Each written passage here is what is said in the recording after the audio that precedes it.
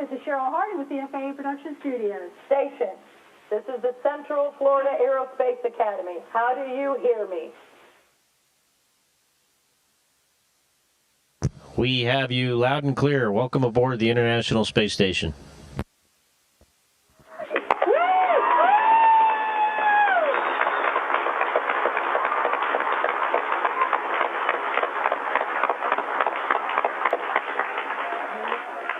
Welcome to the Central Florida Aerospace Academy, Commander. Well, thank you very much. It's great to be talking with you guys today. We'd like to go ahead and start with the questions if you are ready. We are ready. Okay. I'd like to call Connor Isley. Please come on up.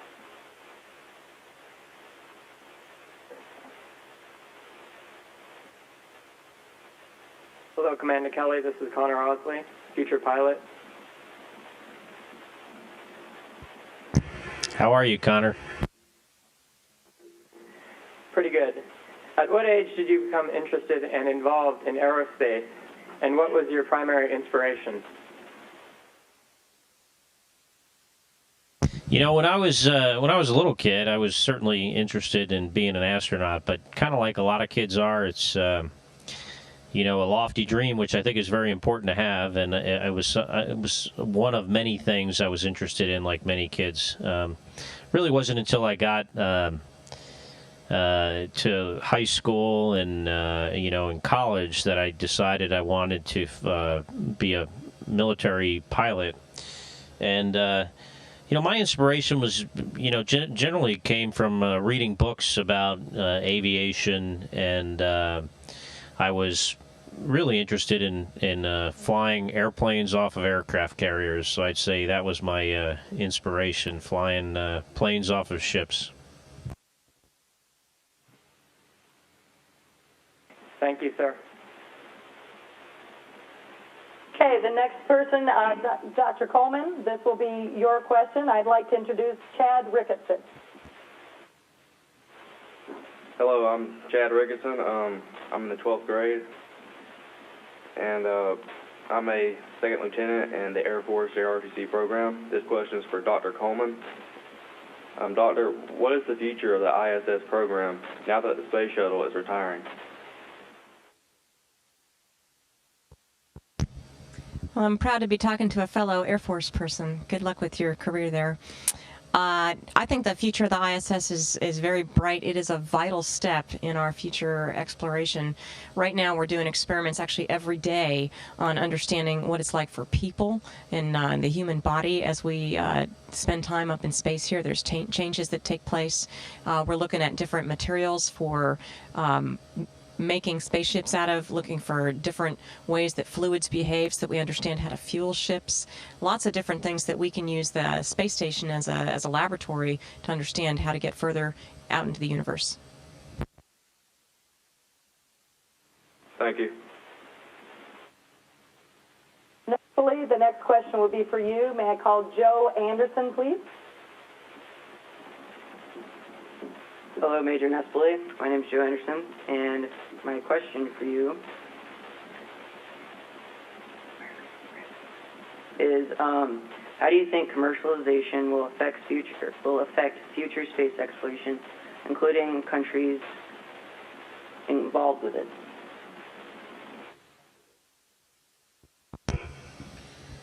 Joe, thank you for the question there. Well, I think there is no way out. We are going to go into commercialization in the future, and this will be, I think, a good things for us because the more companies, the more industries are involved with it, the more things will get better. We will be able to use space in a better way, and the cost will be reduced. On top of that, people that are not professional will be able to go in space. I'm looking forward to the possibility that everybody can go in space.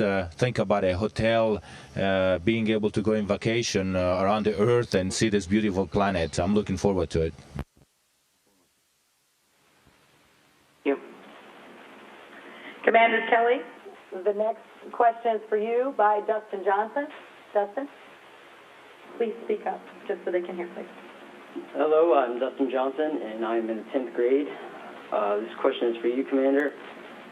Do you find it difficult to eat in space, and how different is the food from here on Earth? Well, it's not too difficult to eat, although sometimes if you're not careful, the food gets away from you a little bit, and you might wind up finding it somewhere a couple of days later, which isn't too much fun. But the way it differs the most is that it's not fresh food, and it's mostly camping style food that you rehydrate or add water to, or food in pouches and cans. So the biggest way it differs is it's not fresh, and that's something that you really miss when you're up here. Very much.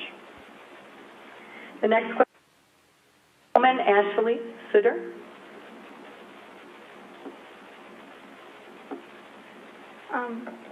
Good morning.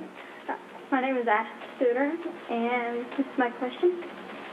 What is your best piece of advice for someone who would like to be an aerospace engineer and have a career with NASA?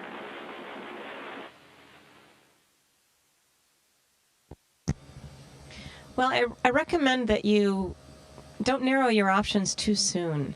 I think to be a good aerospace engineer means that you need a good basic education in math, engineering, the sciences, all those things, and they all have a lot in common. And so as you go along, I would just collect as many tools as you can, as many skills, as many experiences.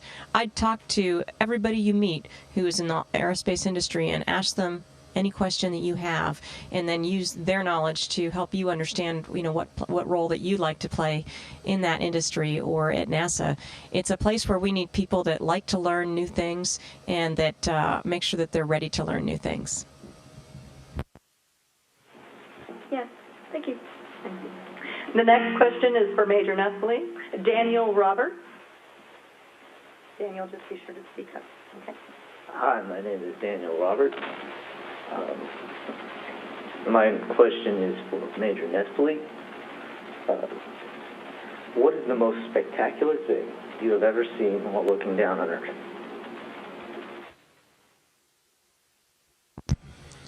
Hey, Daniel. It's actually very difficult to answer to this question. I flew already once on the shuttle, and when I came back, I would say the most beautiful thing I've seen is the sun going down, sunset or sunrises, because I'd see the sun going down in this little sliver of atmosphere with all these colors, absolutely beautiful. But then I came up here a month ago in this long duration mission, and I have the chance to look outside the cupola, which we did not have on the shuttle, and look down a little bit more, and I'm getting used to recognize things, and it's very beautiful to see the cities at night. They lit up like a Christmas tree. It's just astonishing. And then just this morning I was looking down, we were flying over Africa, and I started seeing volcanoes and other things. So it's very, I would say the Earth is astonishing, and every day I'm discovering something new, and it's just a great view up here. Thank you. The next question, again, is for you, Commander. Alejandro. Sure to speak up, Ali. Good morning, Commander. My name is Alejandro Ibarmuda. I'm an aspiring aeronautical engineer and C-17 pilot for the United States Air Force. My question for you is, what makes training for a long-duration mission different from a short-duration mission? That's a good question, because they are significantly different. The short duration mission on a space shuttle, or in a future maybe another vehicle we might build, because you're not training for a period of time on the International Space Station, is normally, or in the case of the shuttle, is centrally located for the most part in Houston. Whereas if you're training for a space station mission, it involves training in all different parts of the world, Canada, Germany, Japan, and Russia, as well as the United States. Also, on a shorter mission, you can train for basically every minute of the mission. You can, be prepared to do that task and practice it multiple times, where that would be impossible for a long duration flight. So our training is somewhat more generic, whereas the shorter mission is more specific. Thank you, Commander. The next question will be for Dr. Coleman. Eric? Good morning, Doctor. My name is Eric Mosier, and I would like to ask you, what role will the ISS play in future exploration, including visiting other planets?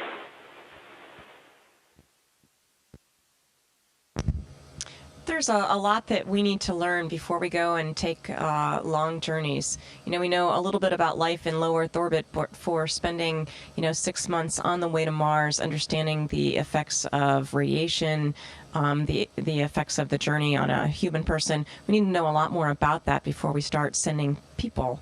And so the ISS is a really good place to study that. One of the things that we look at quite a bit is actually osteoporosis, or the weakening of your bones, dissolving of your bones up here. And we use exercise as a countermeasure to help that, and also looking at some different drugs to help that as well. So these are some of the kinds of answers we need before we venture further. And also a lot of things about spacecraft design, materials design. We have a lot of materials hanging literally outside our space station, and our space station itself is a giant experiment seeing how it does in space, so that we understand how to build future vehicles.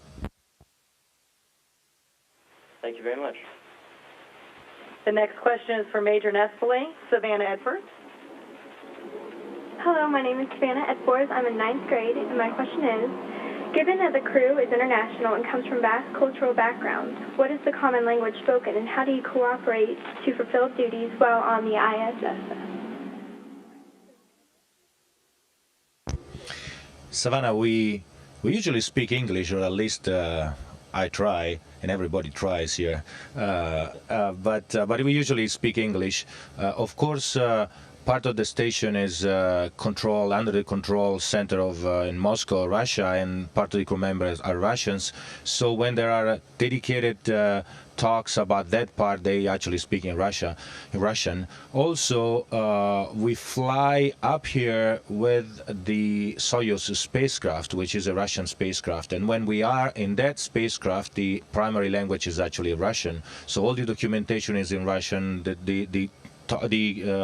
We talk to mission control in Moscow in Russian. So we need to actually learn Russian at a certain level before you can fly up here.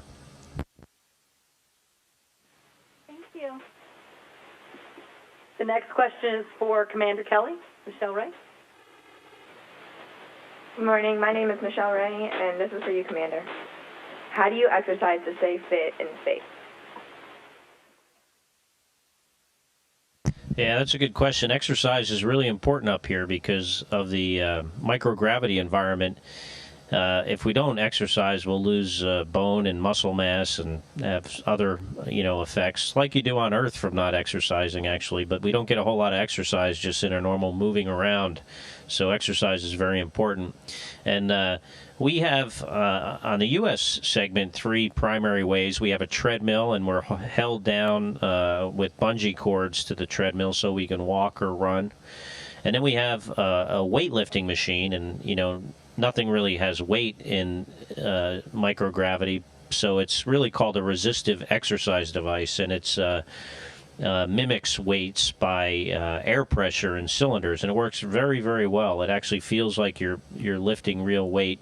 And then we have a stationary bicycle, and so we use the treadmill and the stationary bicycle for aerobic exercise, and the resistive exercise device for weightlifting, and we do both of those types of exercise at least once a day on most days. And on the Russian segment, they have a treadmill, and they also have a stationary bicycle kind of device that they can ride as a bike but also use for their arms, and it's also very effective to counter the effects of living in microgravity. Thank you. Okay, the next question is for Dr. Coleman. Patrick McMillan. Hello, Dr. Coleman. I am Patrick McMillan. With the completion of the shuttle program nearing, how will the ISS be maintained and supplied?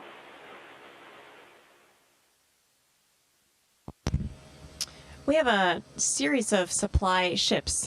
Some of them have been coming for years, the Russian Progress supply ships, and those continue to come and resupply the station from all the countries that participate in the station program. And we also have a Japanese supply ship that arrives later on this month. And when it arrives, it actually hovers outside the station, and then Paolo and I, with the robotic arm, will reach out and capture that supply ship and then berth it to the station, whereas the Progress, the Russian vehicle, actually comes and docks to the station. And then we have one more, which is the European supply ship, the automated transfer vehicle, and that one comes in February. And that actually docks to the aft end of the space station. Plus, we have the space shuttle still. So a lot of different ways to get stuff up here. Thank you very much. The next question is for Major Nespoli. Philip Harrington. Hello, Major. This is Master Sergeant Harrington. With Robonaut 2 set to launch to the ISS, do you feel this advanced technology will ever take a person's place in space? And will it enhance our chances to send humans further out into the universe? Well, I wish they would be able to build a robot that would be able to be like a human, so I'll send him to work and I go on vacation. So that would be nice, I think, for everybody. You'll probably send somebody a robot in school and you go also somewhere else. Anyhow, I think in the future we will get there, where robots will get more and more capable of doing complex things, and for sure we would really like to have robots up here that will do simple, tedious things that we need to do every day, and we do, but sometimes we make mistakes because we don't pay attention, or they're just too repetitive and too boring. So it will happen. I think it will happen, and it will really help us, as it will help us on our daily life, if we will be able to have help and support in our daily tasks and chores. Of course, it would be bad if we would build a robot and set the robot in vacation and would stay at work, but we will work on that. Thank you, Major. Unfortunately, due to time, this will be the last question. Commander, this one is for you, from Andrew Nelson. Hello, my name is Andrew. What is the largest scale experiment your team is performing while on the ISS? That's a good question. You know, we have over 130 different science experiments being conducted on board the space station during the time I'm here. But I think the biggest experiment is just the space station itself. Having a facility that's operating in low Earth orbit for 10 years now and another 10 years to come, manned by humans 24 hours a day, 7 days a week, 365 days a year, is a experiment. You know, this space station has life support systems that need to be operated for a really long time, electrical power systems, cooling systems, and not to mention the human system, which all of those combined is very, very important if we are ever going to venture away from this planet. So I think, and it's often overlooked, that, you know, the biggest experiment is just this whole facility and the, you know, the space station program itself. Thank you, Commander. Commander Kelly, Dr. Coleman, and Major Nespoli, on behalf of the Central Florida Aerospace Academy, as well as all of the Polk County schools, we want to say thank you to you. Thank you for your time. Is there any last words that you would like to say to the students of Polk County? Yeah, well, I'd like to encourage you guys to, you know, work hard on your education, because that's really what is going to pay dividends for your future. And you never want to limit yourself. And the better you do in school, the more options you're going to have as you get along later in life. And those options are going to be very important to you someday. So, you know, keep up the hard work. And it's great talking to you guys today. Commander Kelly, thank you very much to you and your crew, and also we would just want to say thank you for making our dream a reality. We sure appreciate you. You're welcome. Have a great day.